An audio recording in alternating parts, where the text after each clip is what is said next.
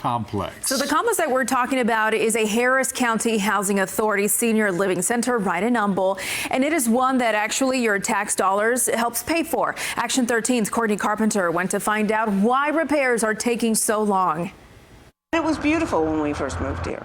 I mean, the grounds were beautiful, the trees were beautiful. Still today, the Sierra Meadows Apartments off the Beltway in Humble don't look bad on the outside. It's what's on the inside that's causing problems. She said, you got to get out now, not next week, today. That's what Ava Washington says a mold inspector told her last fall. This is after she says she had been telling management something smelled bad in her apartment for more than a year. By September of last year, it got bad. I was sitting right here in the living room. I said, what is going on? I opened up that utility and it reeked. Inspectors were sent out, and she says mold was found in the walls and the flooring of her apartment. For 6 months now, she's been living at the nearby Staybridge Suites with several other Sierra Meadows residents also dealing with mold problems. So where did it come from? The pipes broke in my apartment. Vicki Shubin says during 2021's winter storm, sprinkler pipes in her apartment burst, filling it with 2 to 3 feet of water. She believes several apartments under hers, including Ava's, were never remediated correctly. That we would just like our apartments safe to live in. And I don't feel they are right now. She moved back into her apartment, but is still concerned it wasn't fixed properly based on results from a mold test. We took a look at that report. It says mold remediation for the following areas: HVAC closet, guest bathroom, primary bedroom, HVAC system, and supply components. So they're saying you got mold, Vicki.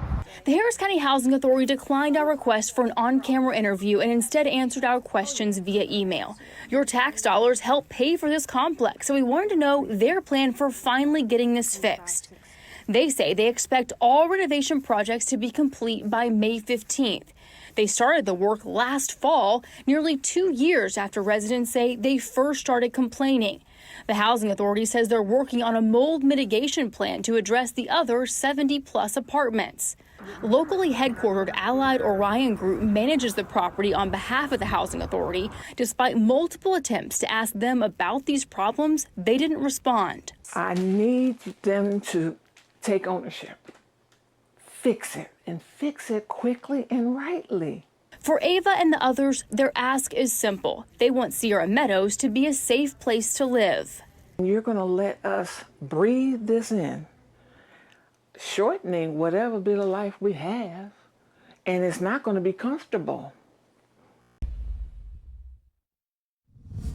I'm your neighborhood reporter, Bella Papaduke, in Lacey Lakeview. A woman who lives here at the Meadows Apartments, the building behind me, tells me she hasn't lived in her place for a month, and it's costing her more and more every day.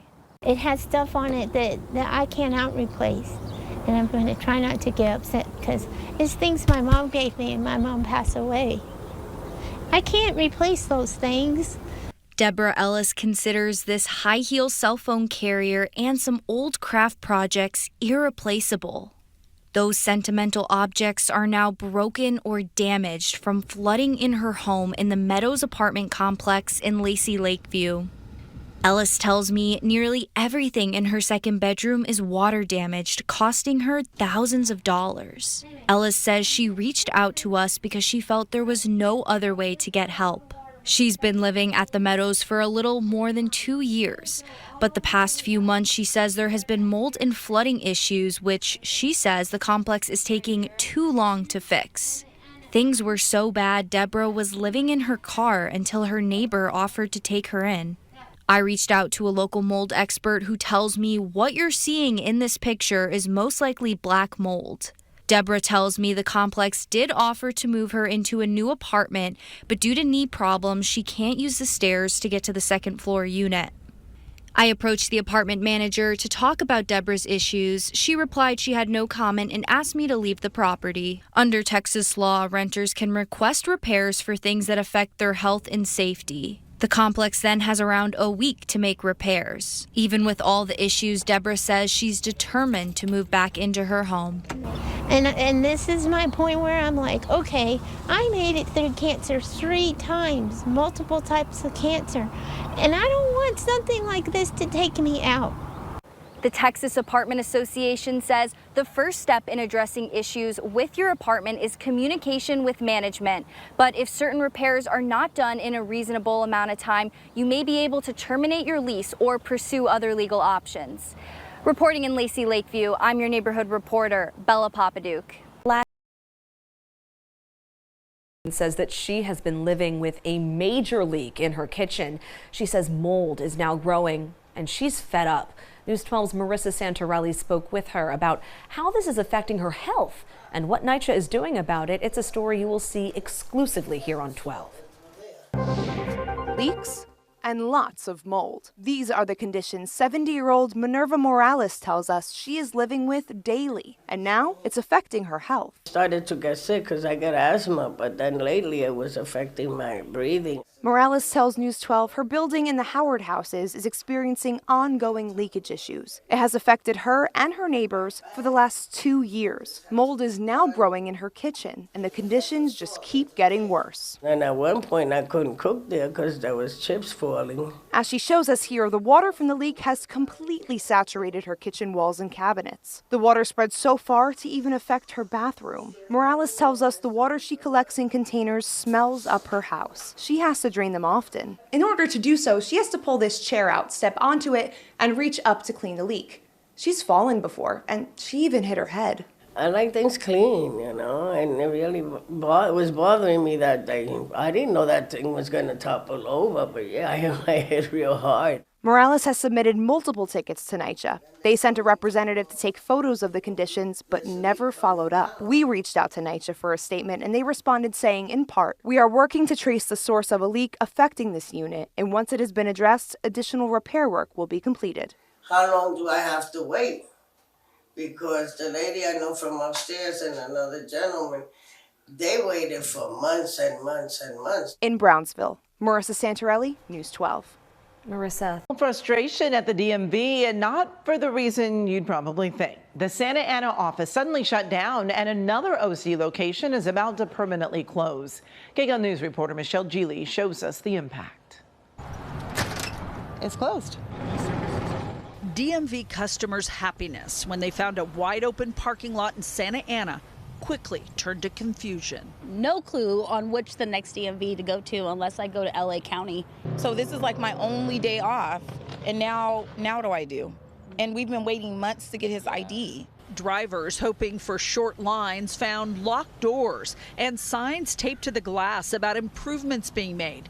This office is temporarily closed. That's kind of inconvenient, a little bit, yeah. We're actually in Orange, and we came down here because this is the closest one to us.